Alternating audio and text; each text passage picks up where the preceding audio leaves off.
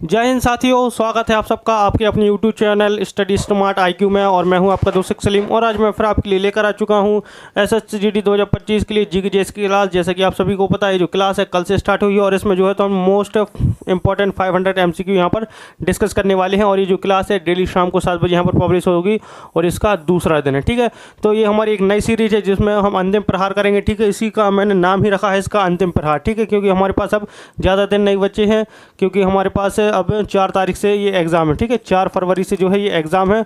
ठीक है, तो सिर्फ एक ही महीना रह गया है, 29 दिन कह सकते हैं आप। ठीक है, तो चलिए अब पहला क्वेश्चन लेते हैं। और पहला क्वेश्चन लेने से पहले अगर वीडियो पसंद आती है तो लाइक करें, शेयर करें, सब्सक्राइब करना ना भूलें। एंड आपके जो रिलेटिव्स हैं या आपके फ्रेंड्स हैं जो SSGD की तैयारी कर रहे हैं तो उनको भेज सकते हैं। और हम आपके लिए लेवल भी उसी तरीके का रख रहे हैं जो एग्ज़ाम में आता है। ठीक है, तो चलिए पहला क्वेश्चन है, बंगाल की एशियाटिक सोसाइटी के संस्थापक कौन थे? ठीक है, तो बंगाल की जो एशियाटिक सोसाइटी थी, ठीक है, तो इसकी जो स्थापना की थी तो ये कब हुई थी? देखिए, तो सबसे पहले तो हम बात करते हैं इसकी स्थापना जो हुई थी तो हुई थी 1784 में। कब? 1784 में इसकी स्थापना हुई थी। कहाँ पर? कलकत्ता में हुई थी। अब ये भी पूछा गया है इसमें कि इसकी जो संस्थापक थे, ठीक है, तो संस्थापक कौन थे? तो इसके जो संस्थापक थे तो ये थे सर विलियम जोन्स। ठीक है, सर विलियम जोन्स जो है तो बंगाल की एशियाटिक सोसाइटी के संस्थापक थे। 1784 में इसकी स्थापना की थी इन्होंने और कलकत्ता में। फिर हम बात करते हैं विलियम बेंटिक। ठीक है, विलियम बेंटिक आपको ऑप्शन ए में दिख रहा है। तो विलियम बेंटिक, जो विलियम बेंटिक है ये भारत का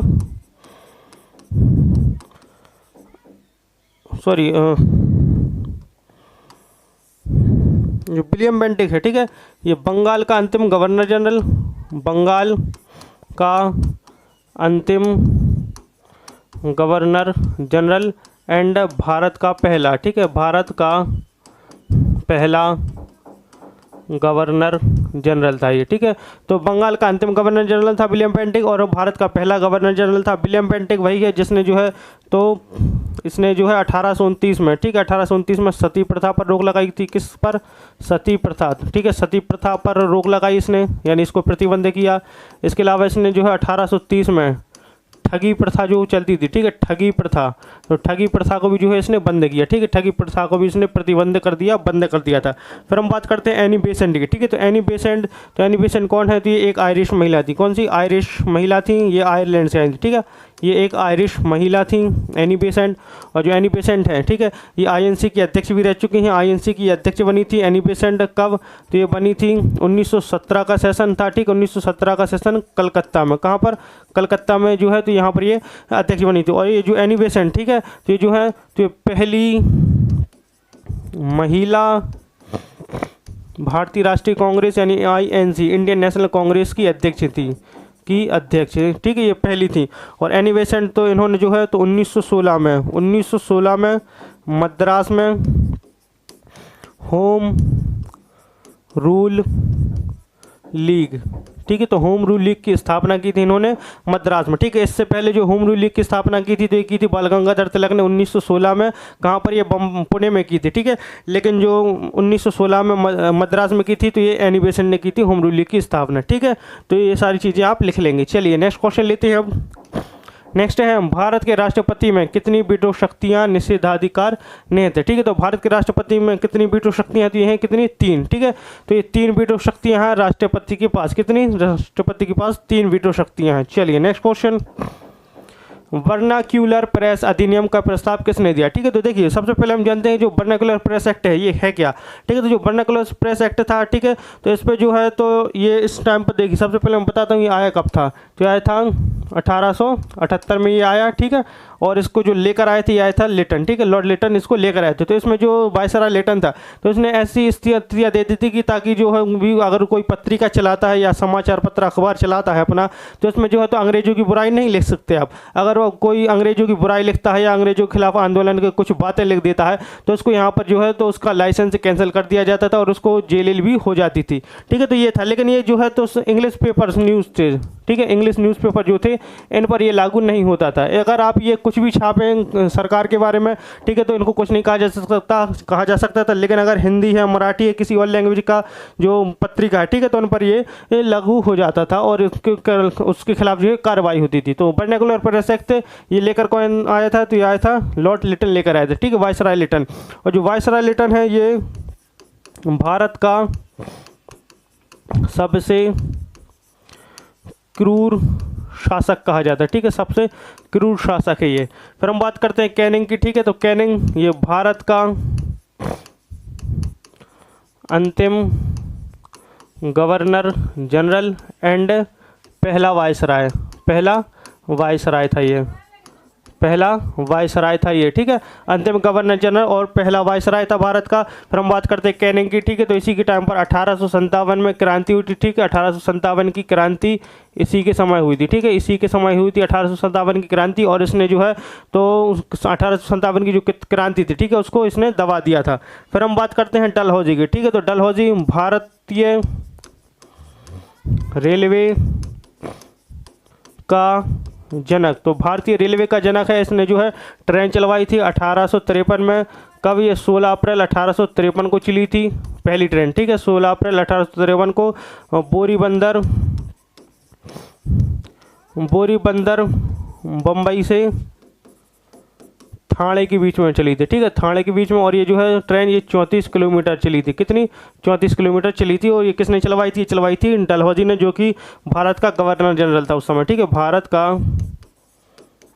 गवर्नर जनरल था ये।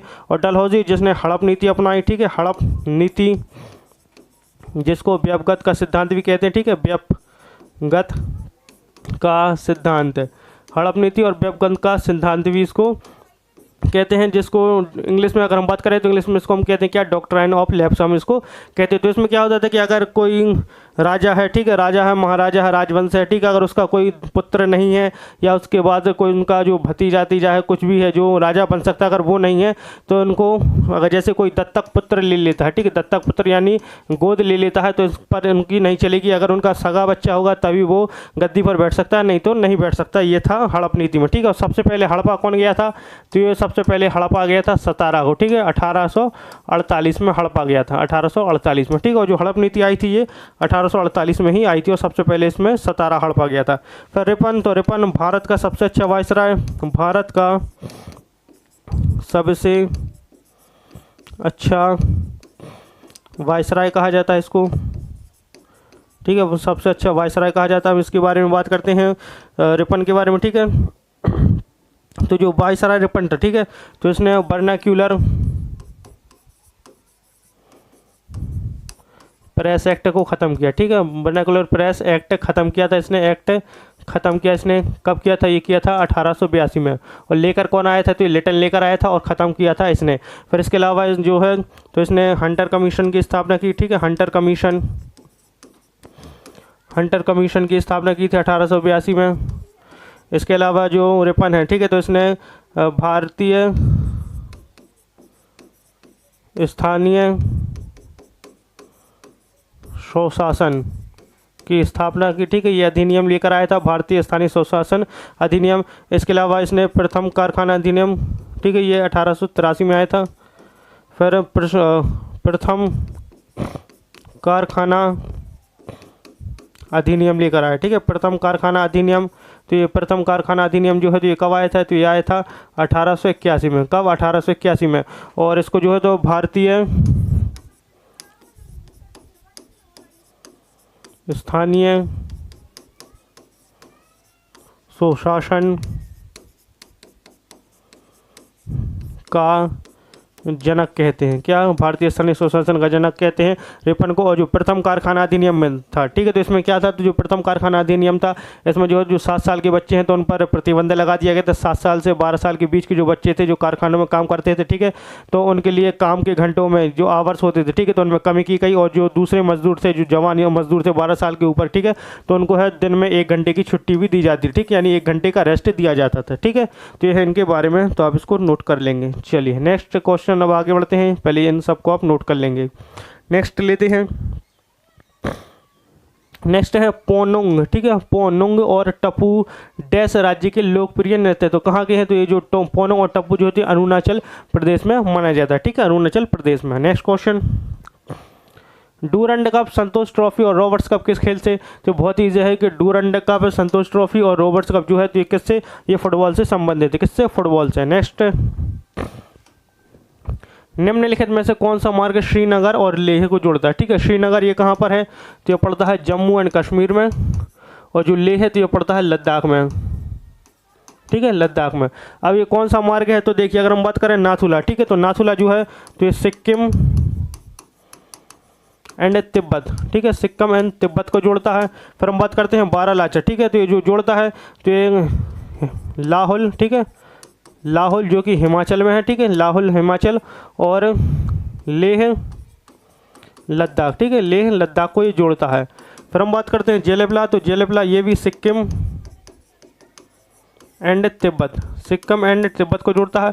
और जो जोजिला है, ठीक है, ऑप्शन डी इसका राइट आंसर हो जाएगा। जो जोजिला है तो जोजिला जो है ये श्रीनगर और लेह को जोड़ता है, ठीक है, श्रीनगर और लेह को जोड़ता है। चलिए नेक्स्ट, जैसे ही नदी मैदान में प्रवेश करती है यह मुड़ जाती है और बड़े मोड़ बनाती है, जिसे डैश के रूप में जानी जाती है, ठीक है, तो जब नदी मैदान में प्रवेश करती है और यह मुड़ जाती है तो इसे तो ये बड़े मोड़ बनाती है, जिसे डैश के रूप में जाना जाता है। तो किससे जाना जाता है, तो ये जाना जाता है विसर्प के रूप में। किसके, विसर्प के रूप में। विसर्प क्या, यानी जो नदी है, ठीक है, तो जब प्रवेश करती है और उसके बाद जब ये ऐसी मुड़ जाती है, ऐस के आकार की, ठीक है, ये ऐस के आकार की जब नदियाँ मुड़ जाती हैं तो इसको क्या कहा जाता है, विसर्प। और आपने बहुत बार देखा होगा कि नदियाँ ऐसी भी होती हैं जो ऐसी मुड़ जाती हैं, ठीक है। चलिए नेक्स्ट क्वेश्चन लेते हैं। निम्नलिखित में से किस विटामिन की कमी से घाव से अत्यधिक रक्तस्राव होता है, ठीक है, ये ऐसा विटामिन है जिससे जो है तो ये रक्त का थक्का नहीं बनता है, रक्त का थक्का नहीं बनता, यानी जब तक आपका रक्त का थक्का नहीं बनेगा तब तक आपका खून नहीं रुकेगा और जो ब्लीडिंग होती रहती है तो ये आपकी होती रहती है। जैसे आपके हाथ में कट लग गया, ठीक है, और आपको उस विटामिन की कमी है तो आप जो है तो शरीर में आपके रक्त का थक्का जो होती है नहीं बनेगा और ब्लड जो है तो बहता जाएगा। तो किस विटामिन की कमी से होता है, तो होता है विटामिन के की कमी से। किस विटामिन के की कमी से होता है, ये रक्त का थक्का नहीं बनता है। फिर विटामिन डी से बात करें तो विटामिन डी की कमी से होता है सूखा रोग, ठीक है, सूखा रोग होता है। विटामिन ई की कमी से एनीमिया, और विटामिन ए की कमी से रतौंधी यानी नाइट ब्लाइंडनेस, ठीक है, रतौंधी।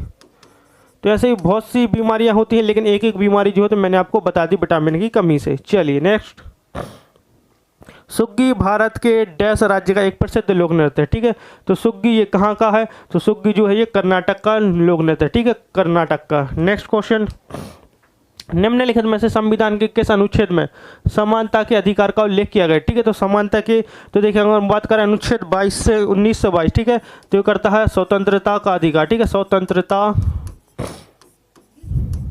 अधिकार, ठीक है, 1922 जो है तो स्वतंत्रता का अधिकार की बात करता है।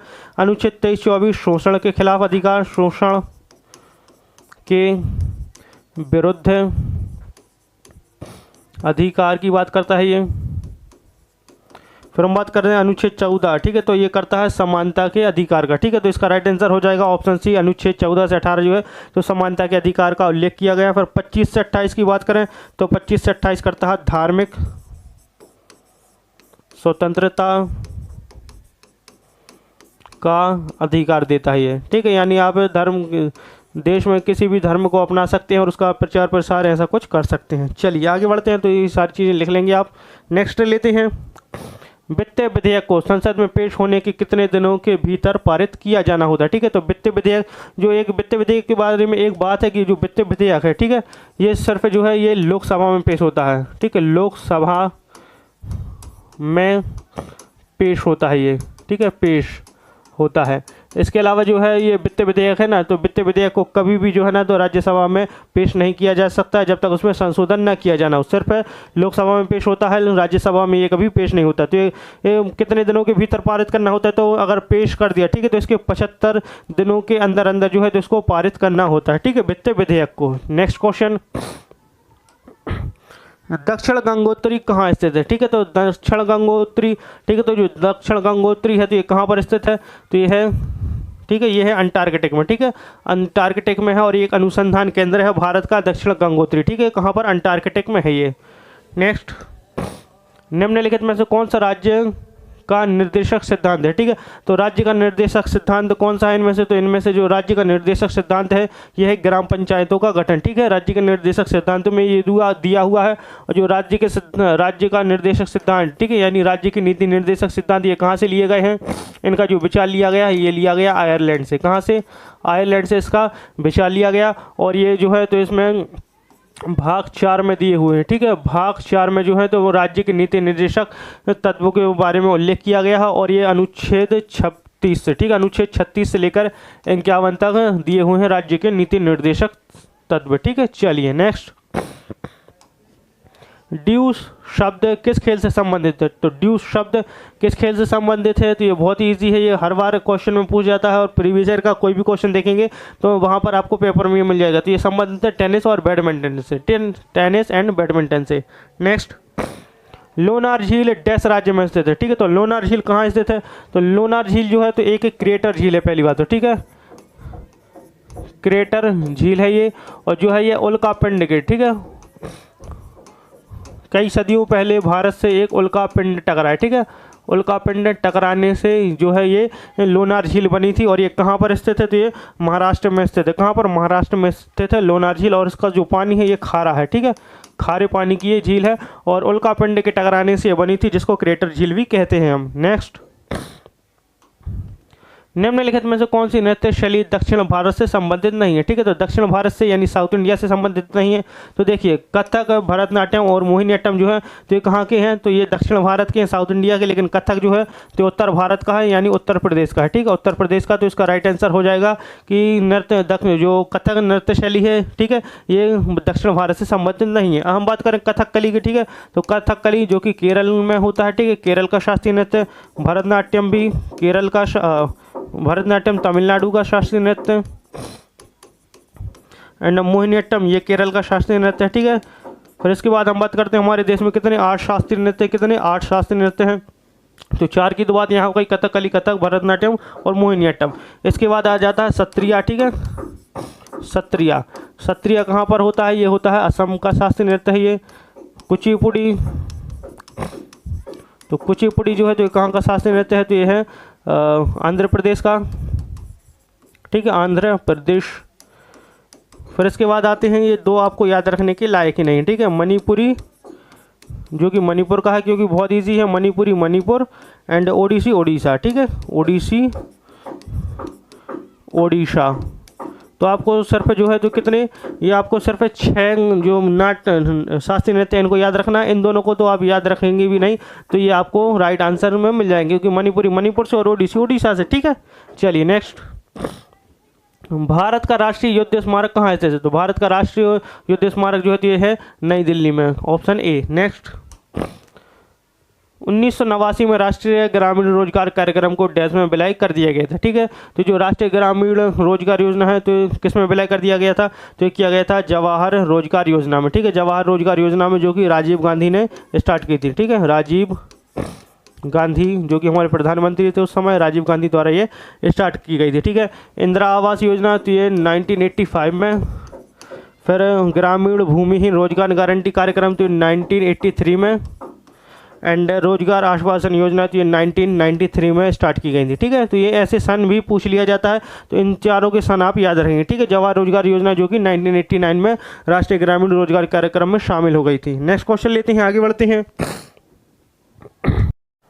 चलिए नेक्स्ट क्वेश्चन लेते हैं। तो नेक्स्ट क्वेश्चन है, भारतीय मुद्रा नोट किस स्थान पर छापे जाते हैं? ठीक है, तो जो मुद्रा नोट है यानी नोट कहाँ पर छापे जाते हैं भारत में? तो देखिए, भारत में जो नोट है, ठीक है, ये 4 जगहों पर छापे जाते हैं। कितनी? 4 जगहों पर जो है ये नोट छापे जाते हैं। कहाँ कहाँ? तो देखिए, एक है मैसूर कर्नाटक, मैसूर कर्नाटक में, शालवनी पश्चिम बंगाल, देवास मध्य प्रदेश, एंड नासिक महाराष्ट्र। ठीक है, तो इन 4 जगहों पर छापे जाते हैं। ऑप्शन के हिसाब से देखें तो ऑप्शन के हिसाब से जो राइट आंसर हो जाएगा ये हो जाएगा नासिक। ठीक है, ऑप्शन सी। नेक्स्ट क्वेश्चन लेते हैं। नेक्स्ट है बक्सा बाघ अभ्यारण्य डैश में स्थित है। ठीक है, तो बक्सा बाघ अभ्यारण्य ये कहाँ पर स्थित है? जो बक्सा बाघ अभ्यारण्य है ये जो स्थित है ये कहाँ पर? ये पश्चिम बंगाल में स्थित है। ठीक है, पश्चिम बंगाल में सॉरी। ठीक है, तो ये पश्चिम बंगाल में स्थित है। अगर हम बात करें बाघ अभ्यारण्य की, ठीक है, तो हमारे देश में कितने 57 बाघ अभ्यारण्य है यानी टाइगर रिजर्व है। ठीक है, बाघ अभ्यारण्य कितने? 57 बाघ अभ्यारण्य यानी टाइगर रिजर्व है। अगर हम बात करें कि फर्स्ट टाइगर रिजर्व, ठीक है, पहला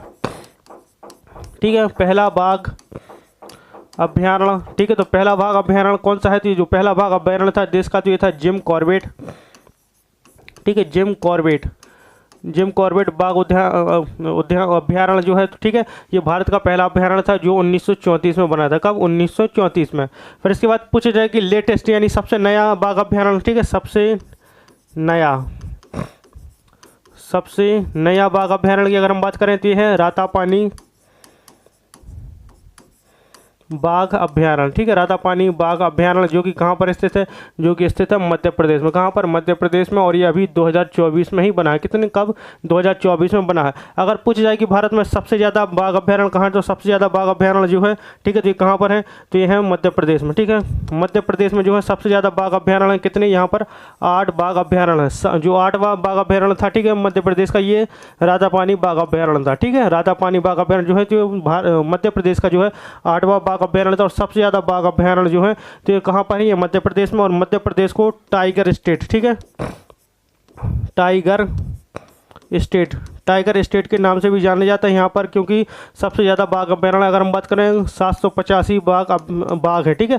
कितने? 785 टाइगर हैं यहाँ पर 2022 की जनगणना के अनुसार, ठीक है। 2022 में, क्योंकि हर 4 साल में जो है इनकी जनगणना होती है, और 2022 की जनगणना के अनुसार जो है यहाँ पर 785 बाघ अभ्यारण्य, ठीक है। दूसरे नंबर पर आता है कर्नाटक, ठीक है, दूसरे नंबर पर बाघों की संख्या में आता है कर्नाटक। और अगर पूछा जाए कि भारत में टोटल बाघ कितने हैं, तो भारत में टोटल बाघ हैं 2023 की जनगणना के अनुसार ये है 3682। कितने? 3682 बाघ हैं, ठीक है। बाघ है हमारे देश में, बाघ अभ्यारण्य नहीं, बाघ। चलिए नेक्स्ट क्वेश्चन लेते हैं, आगे बढ़ते हैं। पर्यावरण के अजैविक घटक का एक उदाहरण है, तो पर्यावरण के अजैविक घटक का उदाहरण है तो यह है वायु, ठीक है, वायु। नेक्स्ट, निम्नलिखित में से कौन सा नृत्य नाटक है, ठीक है, तो कौन सा नृत्य नाटक है? तो ये है कथकली, ठीक है। कथकली जो है ये एक नाटक, और ये कहाँ पर? केरल का शास्त्रीय नृत्य है, केरल का। फिर कथक उत्तर प्रदेश का शास्त्रीय नृत्य है, ओडिसी उड़ीसा का, एंड मणिपुरी मणिपुर का, ठीक है। ये सारी चीज़ें मैं अभी पहले डिस्कस कर चुका हूँ, और 8 के 8 जो शास्त्रीय नृत्य थे मैंने इनको बता दिया है। नेक्स्ट, सोन नदी का उद्गम स्थल निम्नलिखित में से कौन सा? ठीक है, सोन नदी जो कि गंगा की, ठीक है, एक गंगा नदी की सहायक नदी, ठीक है, गंगा की सहायक नदी है ये। और ये जो है कहाँ पर? तो ये कहाँ से निकलती है? जो निकलती है अमरकंटक पहाड़ियाँ, अनूपपुर जिला, मध्य प्रदेश, ठीक है, अनूपपुर जिला मध्य प्रदेश से जो है ये निकलती है। अब अमरकंटक से कौन कौन सी? तो अमरकंटक से एक सोन नदी निकलती है, इसके अलावा नर्मदा नदी भी निकलती है, ठीक है, नर्मदा नदी और जोहिला नदी। ये 3 नदियाँ जो है तो ये कहाँ से? अमरकंटक की पहाड़ियों से निकलती हैं। नेक्स्ट क्वेश्चन लेते हैं, निम्नलिखित में से कौन भारतीय वस्तु एवं सेवा कर परिषद का हिस्सा नहीं है? तो भारतीय वस्तु एवं सेवा कर यानी जीएसटी परिषद का हिस्सा नहीं है, जीएसटी काउंसिल का। तो ये है केंद्र शासित प्रदेशों के उपराज्यपाल जो हैं, तो ये वस्तु एवं सेवा कर परिषद के हिस्सा नहीं है। नेक्स्ट क्वेश्चन, फर्मों द्वारा उत्पादित वस्तुओं और सेवाओं के कुल मूल्य को मापने वाली जीडीपी अनुमान पद्धति को डैश कहा जाता है, ठीक है। तो फर्मों द्वारा जो उत्पादित वस्तुओं और सेवाओं के कुल मूल्य को मापने वाली जीडीपी अनुमान पद्धति को क्या कहते हैं? तो इसको कहते हैं उत्पाद विधि। क्या कहते हैं? उत्पाद विधि इसको कहा जाता है, ठीक है। तो ये थे हमारे आज के क्वेश्चन एसएससी जीडी 2025 एग्जाम के लिए। आई होप आपको हमारी ये वीडियो पसंद आई हो। अगर वीडियो पसंद आती है तो लाइक करें, शेयर करें, सब्सक्राइब करना ना भूलें, एंड हम आपके लिए लगातार ऐसी वीडियो लेकर आते रहेंगे। तो मिलते हैं आपसे अगली वीडियो में, तब तक के लिए गुड बाय, थैंक यू।